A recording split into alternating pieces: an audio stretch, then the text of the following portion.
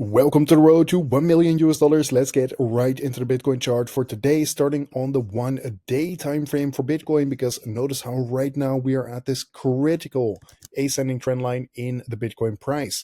Yes, we have been talking about this ascending trend line here over the last couple of days, but now the time has finally come where Bitcoin needs to prove itself if we are actually going to see a bounce to take out a bunch of liquidity here. I will get to that a little bit later on in this video. Or if we are now going to fall down below this ascending trend line, at which point, guys, I am forced by Bitcoin to flip more bearish here in the short term to see if we are going to get some kind of higher low coming in here above this previous low right here, in which case the bullish structure would still be intact where we are making higher highs and higher lows. However, for now, this is not the time to be ringing the alarm bells here. I think for now, everything is still fine, but this is going to be a critical couple of days here. One thing I do want to mention is that this, in my opinion, is not the time to be flipping extremely bearish here just yet. Of course, as I talked about in yesterday's video, I was talking about this descending trend line in the Bitcoin price. Basically saying, well, so long as we are below this descending trend line, it is very easy to be bearish here. Of course, then after we saw a bit of a fake out, and as soon as we traded back below this descending trend line, we knew the gig was up here and it was time to get much more downside for Bitcoin. However, right now we are potentially seeing some early reversal signals here in the short term. Again, understand that I am talking about the 1 hour time frame right now, but we do have this bullish divergence here, which is when you have lower highs in the Bitcoin price and higher lows in the RSI momentum indicator. If you missed this low here, it could be the move to actually wait for a break above this descending line of resistance, because then you have some confluence of this bullish divergence here as well as a break of the downtrend, and then you could look for another move to the upside here in the short term. However, beware that there are a bunch of levels of resistance above here in the short term. Simply draw a Fibonacci retracement, and here you can see some critical levels of support and resistance. If we break this descending trend line, we, for example, have some short-term resistance around 95.1K,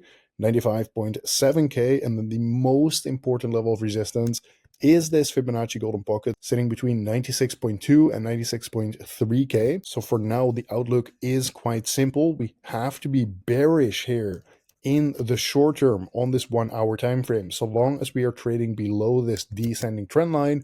However, if we now break above this descending trend line in confluence with this bullish divergence here, then expect a move up to some of these Fibonacci retracement levels, which leaves some room for trading opportunities there. But make sure to understand that there's all kinds of resistance to be looking out for here. For example, we also have this descending trend line to be paying attention to. Therefore, right now it makes sense to be trading the lower time frames instead of taking some kind of big swing trade, because the lower time frames are simply more manageable. For example, on this daily time frame here, it is really tough to call if we are actually going to hold this as a level of support or if we are breaking down below from here. For example, if you take a huge Fibonacci retracement all the way from the all-time high to this swing low here on the daily time frame, notice how we just saw a perfect rejection from this Fibonacci golden pocket sitting between 96.3K and about 97.5K. So if we now see a rejection and a break down below this ascending trend line, then it is starting to look a little bit bearish for Bitcoin here. In the case that it happens, make sure to look for some support to the downside, for example, sitting at 92,000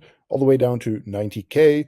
And even below that, there is some short-term support sitting at around 87.5K. Besides that, it also makes sense to keep an eye on this MACD indicator on the 1 day time frame, because this is potentially about to flip into bearish territory here, which could point towards us getting some bearish momentum here sometime soon. And therefore, it is smart to keep an eye on this. So to summarize all of this, the lower time frames are still looking bearish. However, you could look for a potential break of this downtrend, and even better would be a break of this downtrend here for a potential long to the upside, or even just a rejection from these critical lines of resistance here, in which case obviously you would be shorting that. That again makes the lower time frames more bearish than bullish right now. However, I cannot flip much more bearish on this 1 day time frame yet, because simply said, guys, we are still holding above this ascending trend line here for now. Next, let's take a quick look at the Bitcoin liquidation heat map. First first of all, on this 1 month time frame, notice how right now we do have big liquidity to the downside, sitting at 92.7K, and there is even liquidity as low as about 91.2K, but there is also liquidity to the upside, sitting as high as about 99,000 in the Bitcoin price. If I zoom into this 1 week time frame though, notice how we just took out a massive amount of liquidity over the last couple days. And right now, all we have left in the short term is this liquidity at 93.1K. And then it is basically just a bunch of liquidity to the upside here. Again, sitting as high as about 99,000. But there is even short-term liquidity as high as, for example, 95K, which is already pretty close to where we are currently trading. Currently, we are trading at 94.5K, 6K as I'm recording this video, potentially about to break above this descending line of resistance, at which point it wouldn't be crazy to come up to this 95K level in order to take out a bunch of liquidity here, potentially even move higher as we continue to take out more and more liquidity, for example, at 95.7K or even at 96.7K. I'm not saying all of this needs to play out like that, but I'm simply telling you where some big pockets of liquidity are, because typically that is where the Bitcoin price is getting attracted. So it is good to know where the liquidity are in order to keep in mind where the Bitcoin price could get attracted to. Either way, this has been today's market update. Thank you very much for watching once again, and I will see you tomorrow in the next one.